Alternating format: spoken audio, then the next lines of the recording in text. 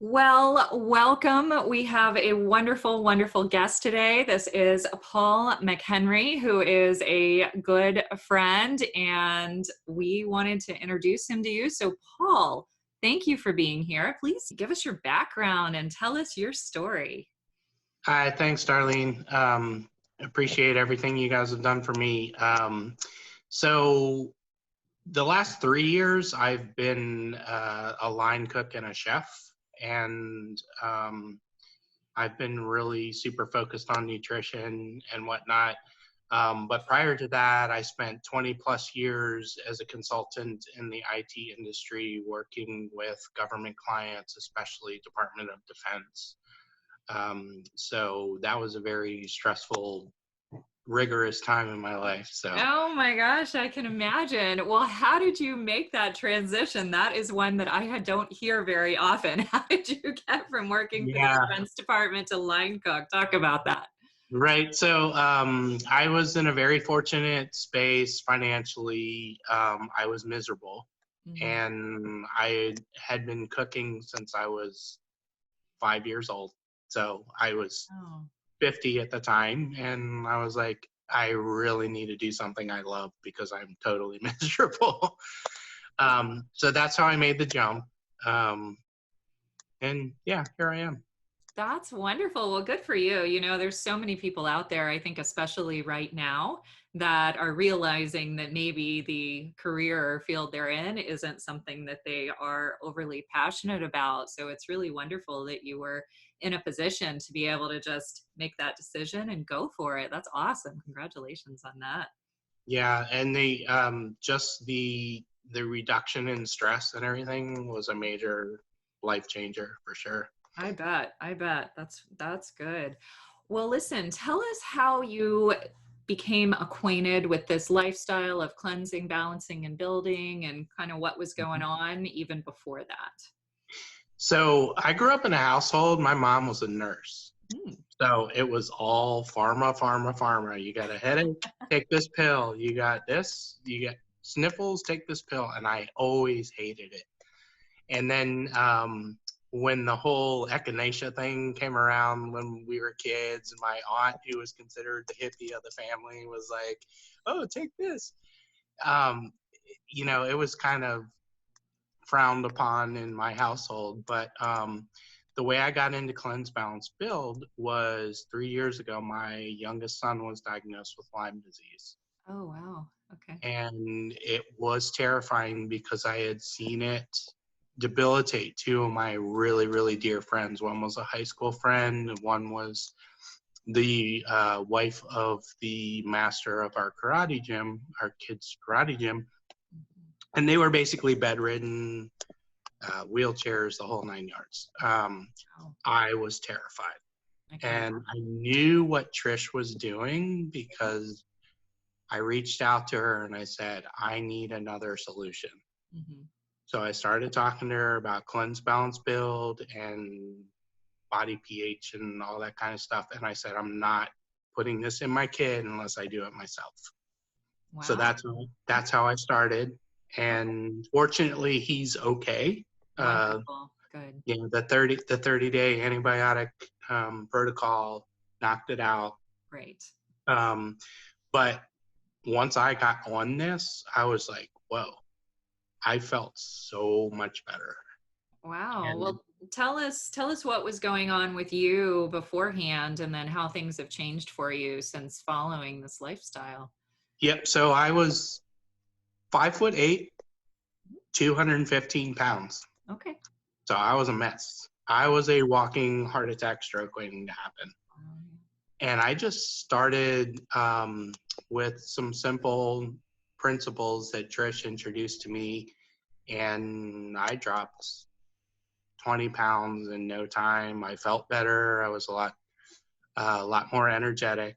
Um, I didn't crave sweets. I didn't crave other stuff as much as I used to. I didn't have the wild swings in appetite. Um, and then when I really dove into it, I let me back up a little bit. When I started, I had high blood pressure, Ah, uh, almost pre-diabetic. high cholesterol, on anxiety and depression medications, on blood pressure medication. I'm off all that now. Really? You're off all your medicines? Yep. That's incredible. Oh my gosh. How many medicines were you taking before? 3. Wow. Okay. And what was your blood pressure running Oh, before you started on? it was super high. Every time I went into the doctor, it was super high. They were concerned, right? So, Yeah. yeah. And they put me on lisinopril, and I felt awful on that. So I just started increasing my cleanse, balance, build protocol. So Wow, that's wonderful. What a change for you. So it was affecting, you were having problems with your physical health, with mental health, and those things have really improved for you. That's wonderful. Well, yeah. tell us, we talk a lot here about toxins in our environment. And obviously, you just mentioned even a medicine that you were on that didn't make you feel very good, right? Which could Mm-hmm. be, a lot of times the side effects of the medicines are, the byproducts that are in those that can be very toxic to our environment. So, talk about, as you started this approach, some of the toxins that you recognized and what you had to eliminate, and then talk a little bit about what you added in, some of the specific strategies that you added in. Yeah. Number one, first and foremost for me, I was an athlete for 25 years. So I beat my body up pretty badly as a result. And first and foremost was reducing refined sugar. Ah, yes. Sugar's Because a big toxin. yeah, and it is massive inflammatory agent, and I don't even crave it anymore. And if I do eat some, I don't feel that great the next day. So that's huge. Processed foods, Mm-hmm. no more. When you start to read the studies about, oh, there's petroleum byproducts in cheeses and things like that, I just I can't put that stuff in my body. I know, once you know, you have to It's stop with that. scary. Yeah, Oh, yeah. So yeah, in terms of toxins, I think the thing that I've learned the most from you and Trish over the last 3 years is that we don't realize when we walk out the door, we're exposed to hundreds of toxins. Just breathing in the air we breathe, even if you grow an organic garden and do all this and that, it still gets rained on, and there's toxins in the environment. And yeah, it's just with the channels of elimination, which you all have taught me, they can't operate properly if your body's not in balance. yep. So I'm very cognizant of what I put in my body at this point. That's great. That's great. Well, sounds like a lot of that progress definitely was removing the sugar and then removing the processed foods. And I heard that you don't drink coffee anymore either. Is that correct? Nope. Yeah, I haven't had a drop in 3 years, and I don't That's need it. I wake up and the sun comes up in the morning, I'm awake and I'm up and moving. Wow, that's incredible. I know that's probably hard for a lot of our listeners to Yeah, especially at my imagine. age. Yeah, absolutely. Absolutely. Well, that's great. Well, so we've talked about some things you removed from your diet and lifestyle. So what did you add in that you feel was helpful specifically to the detoxification and maybe the weight loss process as well? What'd you add in? Alkaline Foods. Ah, okay. Great. Probably two of the biggest gains that I had were becoming more alkaline Mm-hmm. and balancing out my hormone levels with homeopathic type solutions, non-GMO. Mm-hmm. I do not eat anything that's GMO because that is hugely processed with insecticides and pesticides. That's why they were engineered that way, so they could resist it. So I'm very, very conscious of that. As a descendant of Irish immigrants, I was a big meat and potatoes guy. I don't crave meat that much anymore. Really? Wonderful. Yeah. So, I mean, I'm not a vegetarian. I'll still eat stuff here and there, but, I don't crave it. The cravings, the loss of cravings was maybe probably the biggest gain. That's great. That's great. And if you were to go out and maybe, you're out celebrating, well, in those days when we're allowed to actually go out Yeah. to restaurants again, Right. then what would you do? You have a protocol that you would do if let's say you went out and you had a cheeseburger and French fries and things that you wouldn't normally put in your diet, but do you have a protocol that you would follow to kind of help cleanse your body of some toxins you would get? I, I do. Yeah. And to back up to an earlier question you had, I think one of the biggest things is getting your gut healthy. Hmm. Yeah. And I was borderline IBS. It runs in my family.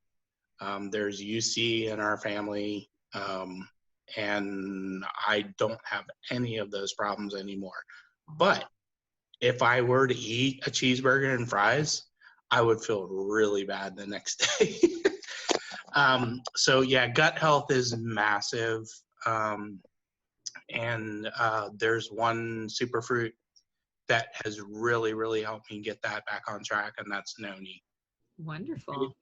tastes awful, but it works.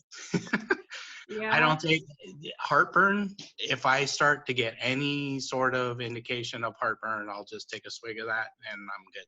Wonderful. Yeah. So for those of our listeners that aren't familiar with noni, so this is a fruit that really originated in Southeast Asia area, but is available now worldwide. And the juice from that is a little bit bitter, but very, very helpful for your digestive health for sure. So Yeah, chia seeds, probiotics, that's and on the inflammation side, mangosteen has been awesome. okay. Organic sulfur has been tremendous. So it really knocks down inflammation and makes you feel a lot better. Wonderful. Well, those are some great tips. So, if you were going to distill down to maybe 3 tips to give our listeners today, something that they could start doing right now or in the next couple of days to really help themselves get rid of some of the toxins in their body, what would your top 3 tips be, Paul? Mm, that's a good one. Top 3 tips would be, again, the alkalinity. Let's go with an alkaline diet, guys. There's tons of literature out there on how to get alkaline, um, even pounding water and whatnot. Our water is largely acidic, so if you can get the alkaline water, I would highly recommend that.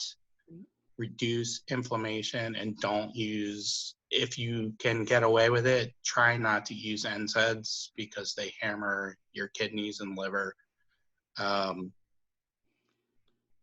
so I guess that's kind of it. And then just be careful of what you put in your body in terms of food. Just read the labels. Mhm. Yeah, that's a really good point. A lot of times people don't read labels and they assume, especially if something is even in the organic section of the grocery store, that it's automatically healthy. But even some health foods, it's interesting. The first time I did a restrictive diet plan, so I did this Daniel fast. So for those of you that don't know, yeah, I don't know if you're Mhm. familiar with that, but you're essentially eating, fruits, legumes, and nuts for about 21 days. And so I would go to the organic section in the vegetarian and vegan section and look for things. There were all these processed chemicals in there. It was absolutely incredible. So, yeah, Yeah. absolutely. Just like you, moving to that single ingredient and then putting things together yourself rather than buying things prepackaged is really, really helpful. So I'm so glad you brought that up. And we're definitely going to have you back on in a few weeks and talk about your cooking now. I know you are a professional chef, and we would love to hear about some of your tips in the future. So, for our listeners, stay tuned because Paul will be back with us and give us some insight on some great recipes. He creates some wonderful recipes for us and shares that in our lifestyle wellness group. So, you'll want to take advantage of those as well. So, Paul, just another couple quick questions. So, one, What are you doing right now, given that this coronavirus is going on, to really help to keep your immune system healthy? What are maybe a change that you've made in the last few weeks that you feel has been helpful to you? Well, thanks to you, see buckthorn. I'm sourcing that. Um, Great. yeah, and as I do my recipes every week on Lifestyle Wellness Group, what I've been really trying to do is research what are immune boosting foods. Hmm. So I've been eating a lot of that. High fiber is super good for you.